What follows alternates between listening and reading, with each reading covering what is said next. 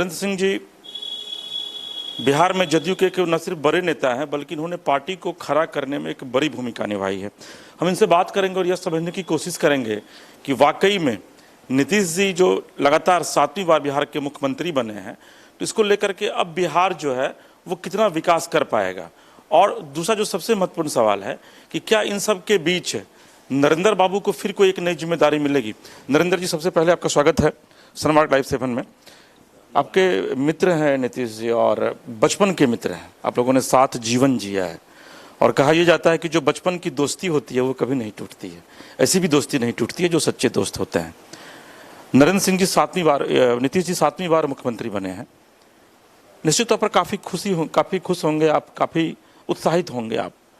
क्या उम्मीदें हैं आपकी? आपको लगता है कि आपकी उम्मीदें पहले से ज़्यादा बढ़ गई है अपने मित्र से? सबसे बड़ी बात है कि बिहार के जिस समय 15 साल पहले जब मुख्यमंत्री नीतीश जी हुए थे, उसके पहले हम लोग जो वार्ता करते थे, बातचीत करते थे, तो सोचते थे कि बिहार की स्थिति इतना दयनीय है। दिन प्रतिदिन बिहार की स्थिति खराब होती जा रही है। विकास के मामला में हो, बिजली का मामला हो या अन्य जितने भी मामला हो, सबका स्तर दिन प्रतिदिन घटते जा रहा था। उस समय बजट भी देख रहे थे कि 15 सालों के अंदर बहुत ही कम था, 23,000 करोड़ रुपया था। उसका जो सोर्सेज था वो 800 करोड़ था। बिजली की स्थिति 500-600 मेगावाट था। ऐसी परिस्थिति में बिहार 15 साल लालू जी के नेतृत्व में और अन्य उनके पारिवारिक जो भी व्यक्ति बने, चाहे राबड़ी जी और अन्य को ही मौका मिला, तो उन लोगों के साथ जो है बिहार का विकास कुछ भी नहीं हुआ। लेकिन नीतीश जी भी उनके साथ रहे थे, बराबर रहते थे।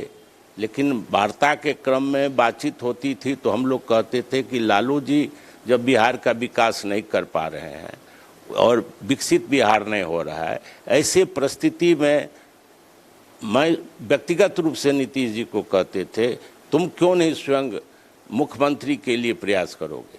तो उसी समय पहली बार था जब गांधी मैदान में हम और नीतीश जी साथ थे और उस समय नीतीश जी पुनाई चक में रहते थे। ऐसा परिस्थिति हुआ, एक समय ऐसा परिस्थिति आया कि जब नीतीश जी और लालू जी दोनों अलग अलग काम करने लगे पार्टी में ही। जब लालू जी ने गांधी मैदान में भाषण दे रहे थे तो मैं और नीतीश जी गांधी मैदान में गाड़ी पर, कार पर बैठे हुए थे और लालू जी का भाषण सुन रहे थे। तो दोस्त के नाते हमने व्यक्तिगत रूप से नीतीश जी को कहा कि क्या तुम ऐसा टेक्नोक्रेट इंजीनियर हो जो कि उस समय Bihar of college of engineering से तुम पास किए हो और तुम क्या लालू का भाषण सुन रहे हो, तुमको अपने भाषण देना चाहिए।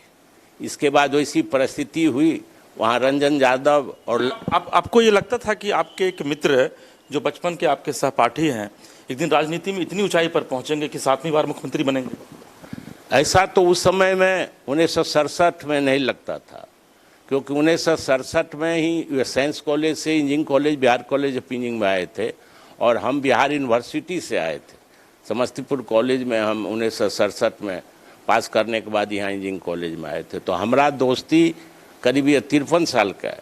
तो उस समय जब नीतीश जी और दोस्ती हुई, एक ब्रांच इलेक्ट्रिकल का होने के कारण और एक साथ रहते थे, तो वैसे परिस्थिति में संपर्क हुआ।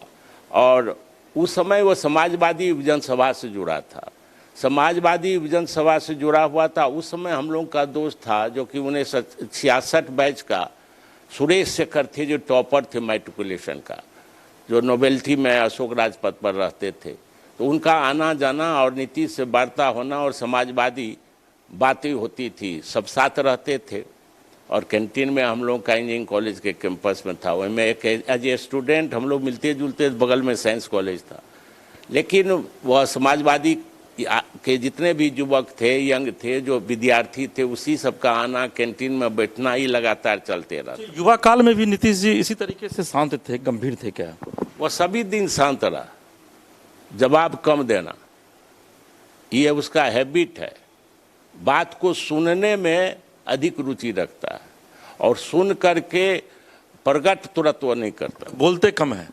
बोलते कम है, कार्य करते हैं, काम ज़्यादा करते हैं। अच्छा, आपको एक चीज़ लगा कि अचानक एक व्यक्ति जो आपके साथ छात्र जीवन जिया हो, वो अचानक इतनी ऊंचाई पर पहुंचता है? आपको लगता है कि ऊंचाई पर पहुंचने के बाद अक्सर ये देखा गया है नरेंद्र बाबू कि लोग अपनों को भी पहचानने से भूल जाते हैं। आपको लगा कि नीतीश जी के अंदर कुछ उनका बॉडी लैंग्वेज या कुछ इस तरीके का ईगो प्रॉब्लम उनके भीतर भी हुआ हो कि आप मित्र हैं लेकिन अब आपको बहुत ज़्यादा, या फिर अपने लोगों को वो नोटिस नहीं करते हैं? नहीं, ऐसी बात नहीं है। मित्रता का बहुत ही वो मेंटेन करता है और कभी भी मुझे व्यक्तिगत रूप से ही नहीं लगा कि एक वो मुख्यमंत्री है। अभी आप लोगों में बातचीत तुम करके ही होती? हाँ, मैं तुम की ही करता हूँ। यदि तुमसे आप, एक संजोग की बात है कि एक समय वो रेल मंत्री था और रेल मंत्री होने के बाद उसने मुझे फ़ोन किया तो हमने आप शब्द का इस्तेमाल किया, क्योंकि हम सोचे रेल मंत्री है, लेकिन उधर से वो अब स्वयं टेलीफोन में बोले, क्या तुम कर रहे हो, तुम जैसे कहते थे वैसे ही तुम बोलो। और आज तक मैं वैसे ही बातचीत करता हूँ। लेकिन जब एक प्रोटोकॉल होता है, जब बहुत लोग रहते हैं तो ज़रा सा संभल करके बात करते हैं। अच्छा नहीं लगता है कि एक चीफ मिनिस्टर व्यक्तिगत रूप से अलग रहते हैं, तब बातचीत में कोई बात नहीं है, एक पर्सनल बातचीत होती है। लेकिन जहाँ बहुत लोग रहते हैं तो कोशिश करते हैं प्रोटोकॉल मेंटेन करने का। एक बड़ा सवाल है कि चूंकि आपके इतने करीबी मित्र रहे, आप लोग साथ, आप लोगों ने जीवन 53 साल जिया है अभी तक, लेकिन आप किसी बड़े पद पर नहीं गए। क्या मतलब नीतीश जी की ये इच्छा नहीं है या फिर आपकी इच्छा नहीं है कि आपको एक बड़ा पद मिले? चूंकि पॉलिटिक्स में भी नीतीश जी पद लोगों को बांट रहे हैं, एक मुख्यमंत्री के पास कितना पावर होता है ये सबको पता है। तो ये मतलब नरेंद्र बाबू की इच्छा नहीं है कि वो राजनीति में बड़े पद पर जाएं? नहीं, जहाँ तक सवाल है, जब संजोग ऐसा है कि जब 1990-91 में राम लखन सिंह यादव से बाहर पार्लियामेंट में चुनाव लड़ा था, तो उस समय चुनाव का भार यहीं इसी डेरा जिसमें आप यहाँ बातचीत कर रहे हैं, यहीं से पूरा बाढ़ का पार्लियामेंट में कंट्रोल किया था। क्योंकि उस समय राम लखन सिंह यादव बहुत महान व्यक्ति थे और उनके साथ एक युवक को टकराना बहुत बड़ी बात, टेढ़ी खीर थी। लेकिन पब्लिक का, जनता का ऐसा सहयोग मिला और हम लोग के पास पैसा नहीं, उतनी शक्ति नहीं, लेकिन जितने भी दोस्त थे व्यक्तिगत रूप से चंदा दे करके चुनाव लड़ाया और चुनाव में करीब 80,000 वोटों से जीत हुई, जो राजनीतिक पार्लियामेंट में और संसद में जाने का पहला मौका मिला। उसी से आप देख रहे हैं कि कितनी वृद्धि हुई और बिहार का विकास अब आगे बढ़ रहा है। एक बड़ा सवाल है कि 7वीं बार मुख्यमंत्री बने हैं, अपने आप में एक रिकॉर्ड है ये कि 7 बार आप लगातार मुख्यमंत्री अगर बन रहे हैं, कुछ टेन्योर को छोड़ दें, निश्चित तौर पर उम्मीदें जनता की भी काफी बढ़ गई हैं नीतीश कुमार से।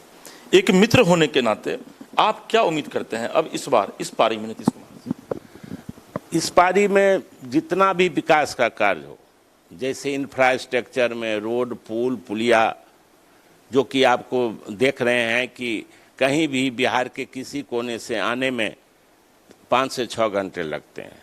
आप बहुत तरह की वृद्धि इस 15 साल में हुआ है, लेकिन आकांक्षा तो जो कार्य करता है उसी के प्रति लोग को आकांक्षा होती है। इसीलिए अब घर घर वो भी कार्य हो रहा है, रोड पुल बन रहा है, जल नल का कार्य चल रहा है, बिजली हर एक घर में पहुंच गया है। जो आदमी अब बिजली नहीं लेना चाहता हो, नहीं मीटर लगाना चाहता हो, वही बचा हुआ रह सकता है। इसलिए बहुत हद तक, मैं कोसी से आता हूँ, मैं कोसी क्षेत्र के मैसी प्रखंड का मेरा मैना गांव है मेरा, और आप जाकर के देखिए कि बलुहा पुल बना, उससे कितना विकसित कोसी का इलाका हुआ। उसका परिचय इस बार चुनाव में आप देखिए मिथिलांचल में कितने सीट आए हैं, वह उनके कार्य और विकास के कारण आया है, कोई जाति पाति के आधार पर नहीं आया है। इसलिए बहुत बड़ी बात है। अभी भी जो भी जाति, वैसे नीतीश कुमार सभी जाति सभी वर्गों के लिए कार्य करते हैं, चाहे कोई जात हो, चाहे अल्पसंख्यक हो, पिछड़ा हो, अति पिछड़ा हो, सवर्ण हो, सवर्णों के लिए भी सवर्ण आयोग का पहले 2011 में गठन किया, जो कि आपको जदयू और भाजपा दोनों का उस समय सरकार थी। जहाँ तक आपने पद के बारे में एक पूछा था, तो 2011 में से लगातार मैं 5 साल तक सवर्ण आयोग का एक सदस्य के रूप में कार्य किया और हम लोगों को एक मंत्री के पद के बराबर इक्विवेलेंट दिया गया था। और हम लोगों ने जो रिपोर्ट दिया उसको आपको आश्चर्य होगा, 1 सप्ताह के अंदर बिहार सरकार ने लागू किया, जिसमें कि छात्रवृत्ति, प्रोत्साहन राशि, 1.5 लाख इनकम का बेसिक गरीबों के लिए उसने निश्चित किया, जो कहीं भी हिंदुस्तान में कहीं भी नहीं हुआ। इसलिए सवर्णों के लिए भी उसी तरह से किया, तो अति पिछड़ा के लिए भी किया, पिछड़े के लिए भी किया, अल्पसंख्यकों के लिए किया। ऐसा कोई जाति कोई वर्ग नहीं है जिसके भलाई के लिए, विकास के लिए कार्य नहीं किया गया हो। सर, एक आखिरी सवाल और बहुत ही महत्वपूर्ण सवाल है, क्योंकि नीतीश जी ने इस चुनाव के आखिरी में धमदाहा में आपको याद होगा कि उन्होंने कहा था कि ये मेरा आखिरी चुनाव है, क्योंकि उम्र भी उनकी 72 के करीब हो चुकी है।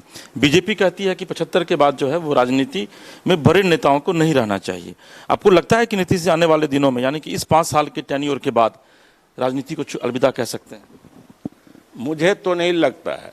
व्यक्तिगत रूप से कहें तो मेरा आग्रह भी होगा, इस तरह की बात सोचना नहीं चाहिए, क्योंकि जो भी समाज में हैं और राजनीति में हैं, जो कार्य करने लायक हो, वह स्वयं ही चाहता है कि मैं जब लायक नहीं हूँ तो पद को छोड़ देगा। लेकिन यदि स्वस्थ रहेगा, स्वास्थ्य ठीक रहेगा, तो और आगे भी सेवा करते रहेगा। नीतीश जी की जरूरत है बिहार को? बहुत ही आवश्यक है, क्योंकि मैं इस चुनाव में दरभंगा, सहरसा और उधर कार्य करीब 9-10 विधानसभा क्षेत्रों को मैं जमीन पर देखा हूँ, गांव-गांव जा कर के, इवन मोटरसाइकिल पर चढ़ कर भी मैंने कार्य किया हूँ।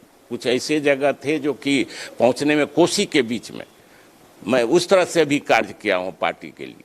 और हमने देखा है कि लोगों का मांस, सभी जाति सभी वर्गों का इच्छा है कि इनके बिना विकास होना संभव है। चलिए, ये नरेंद्र बाबू थे, नीतीश जी के बचपन के मित्र हैं, और नीतीश जी और इनकी दोस्ती को लेकर शोले फिल्म का एक गाना याद आ जाता है कि ये दोस्ती हम नहीं तोड़ेंगे, तोड़ेंगे दम मगर तेरा साथ न छोड़ेंगे। फिलहाल इसके राजीव को दीजिए इजाज़त। नमस्कार।